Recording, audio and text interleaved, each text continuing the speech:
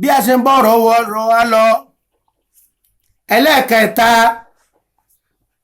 òun náà ni ẹni tí bá ń jagun ẹ̀sìn tọ́pọ̀ ó jagun ó sì kú sójú ẹ̀sìn tó jagun torí Ọlọ́run ọba tó jagun yìí àbí ìlú wa ìṣẹ̀lẹ̀ kan ṣẹlẹ̀ ó wá jagun wá kú síbi ogun ó lóun jagun torí Ọlọ́run ni onífẹ̀ẹ́ ìlú ni ló fi jagun tó fi àwọn ṣe torí Ọlọ́run ni mo jagun ẹ̀sìn ni mo ṣe torí Ọlọ́run ni tó bá jọ gbèdé àdìkíyàmà ní àti ilé ayé ìṣẹ̀ ní jọ́jímẹ́ǹtì olówó ni agbára tá a fún ọ kí ló fi ṣe mo fi jagun sójú ọ̀nà rẹ náà ní Ọlọ́run náà ló fi pa mí báyìí Ọlọ́run ní irọ́ lọ pa màlẹ́kà ní àná you are telling lie you are a liar you are a big liar ṣe bí nǹkan tó ọ ṣe bọ́ ọkàn ṣe káwọn ilé bá ń pè lọ lágbára ni ọkàn ṣe káwọn ilé bá ń pè ní ológun ni so ẹ̀sán ẹ̀ náà ló ń lé ayé àwọn èèyàn ti mọ́ o ọjọ́ òní kò sẹ́sàn mọ́ my dear brothers and sisters please in anything that you wanted to do please do it fisabilillah mulisina unafa allow your intention to be purified and allow your actions to be sincere. So what I'm saying is purification of intention and sincerity of action so that anytime tí àdánwò Ọlọ́run tó bá ṣe dé àbí tí nǹkan bá fẹ́ ṣẹlẹ̀ Ọlọ́run wọlá pé ní àníyàn rẹ ó wà faithful àníyàn rẹ ó wà purified and your actions is what it is with sincerity. So abẹ lọ́run ọba fún ẹnì kọ̀ọ̀kan wa ilé ayé tí a wà yìí no matter whom you are láàrin ọkọ sí aya ni láàrin aya sọ́kọ ni ẹ jẹ́ kí àníyàn yín ẹ jẹ́ kó wà purify and make sure what you are doing the actions you are taking within yourself do it with sincerity because whatever given to life comes back to you. Gbogbo ẹ̀yin tẹ́ jẹ́ aṣíwájú ìwọ tó jẹ́ governor jẹ́ senator jẹ́ president tó jẹ́ àfáà tó jẹ́ pastor gbogbo kíbíkíbi whatever we do that's why God say mahamila sọ̀líà falinafusi yìí gbogbo nǹkan tá a bá ṣe yóò padà sọ́dọ̀ wa ni whatever given to lives comes back to you.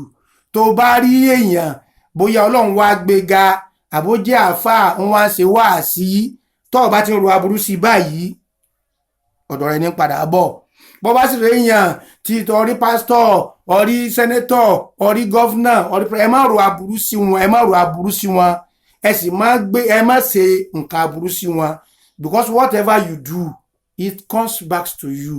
So Ọlọ́run ọba ò ní ọkàn ẹnìkọ̀ọ̀kan wa Ọlọ́run kó ṣe àfọ̀mọ́ ọkàn wa gbogbo nǹkan tá a bá sì mọ̀ ṣe kí Olúwa kó gbà fún wa ká mọ̀ ṣe pẹ̀lú sincerity. So my dear brothers and sisters, this is my words to the people of the world about intention to be purified and action to be done with sincerity. So mo tọrọ àdúà fún gbogbo ẹ̀yin tí ẹ ń wò mí tí ẹ sì ń rí mi pẹ̀lú zikri tí mo fẹ́ fi ṣe yìí mo fẹ́ fi tọrọ àdúà. La ilaha illallah Muhammadu Rasulullah La ilaha illallah Muhammadu Habibullah La ilaha illallah Muhammadu Rasulullah La ilaha illallah Muhammadu Habibullah Allahu Allahu Allahu la ilallah Allahu Allahu Allahu la ilallah La ilaha illallah Muhammadu Rasulullah La ilaha illallah Muhammadu Rasulullah Allahumma ya Rabbi Sholli ala Muhammadi wa sayyidi sadati Nabi Muhammada La ilaha illallah Muhammadu Rasulullah La ilaha illallah Muhammadu Rasulullah Come and see Zikuwati Come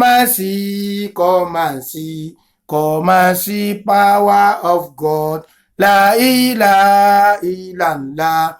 Muhammadu Rasulullah. La ilaha illallah.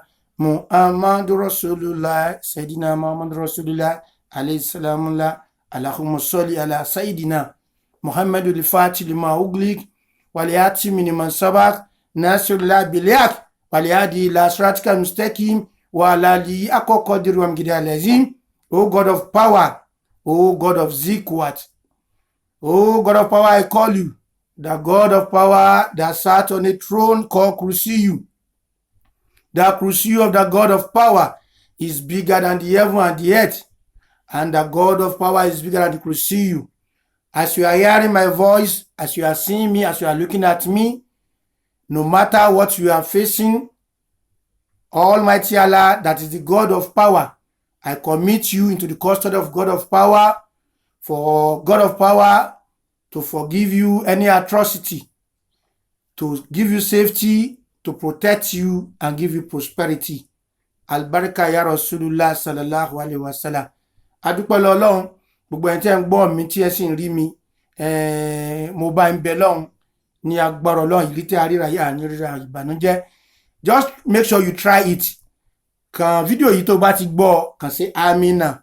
Tó bá ti gbọ́ fídíò yìí, kàn tọrọ àdúà kó wo bọ́lọ́run ṣe ṣe. Because amúrú Ọlọ́run ọba ìsá àrádà ṣe yà.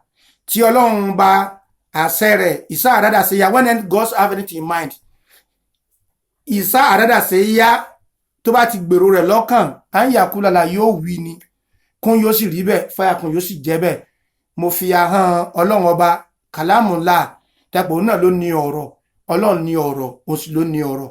Mo fi sọ̀rọ̀ sí ṣẹ̀dá ẹnìkọ̀ọ̀kan yín, orí yín ò ní gbàbọ̀dé, ẹlẹ́dàá yín ò ní gbàbọ̀dé. Àdúrà tí mo ti ṣe, Ọlọ́run yóò gbà bẹ́ẹ̀ jù bẹ́ẹ̀ lọ fẹ́nìkọ̀ọ̀kan. Adúpẹ́ lọ́lọ́run. Please, my dear brother and sister, I use this opportunity to deliver a message. This is offer. We have a program for our Maulana Sayyidina Muhammad Rasulullah sallallahu alaihi wasallam, which we call it Maulud Nabi.